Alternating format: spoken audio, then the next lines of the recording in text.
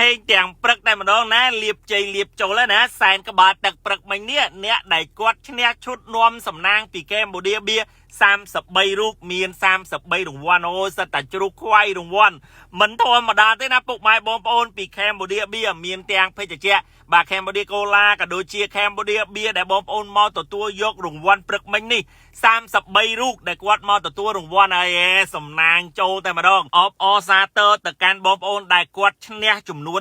33នាក់ដែលគាត់ទទួលរង្វាន់គេហៅថាបាទឈ្នះឈុតនាំសំណាងពីកម្ពុជាបៀណាហើយមានទាំងការប្រោះព្រំអញ្ចឹងតាមានអ្នកណាបានរង្វាន់ធំពីបងនរៈដែរអត់ទេសត្វតែប្រោះទៅដល់រោងចក្រទៀតណាពុកម៉ែបងប្អូនទៅតឹងរងចាំជាមួយនឹងរង្វាន់ធំអញ្ចឹងបានថាកម្ពុជាបៀលេង giveaway បាទឈុតនាំសំណាង33ឈុតពីកម្ពុជាបៀពិតជាឈ្នះពិតមែនបាទគឺគាត់មកទទួលរង្វាន់ជាហោហែបាទ33នាក់នៅទីតាំងបាទផ្សារបាទជីបម៉ុងបាទ supermarket សាខាសឡាដោយដែលបងប្អូនបានឃើញទិដ្ឋភាពព្រឹកមិញជាក់ស្ដែងហើយបងប្អូនដែលឈ្នះ33បាទអ្នកហ្នឹងអាចចូល comment បាន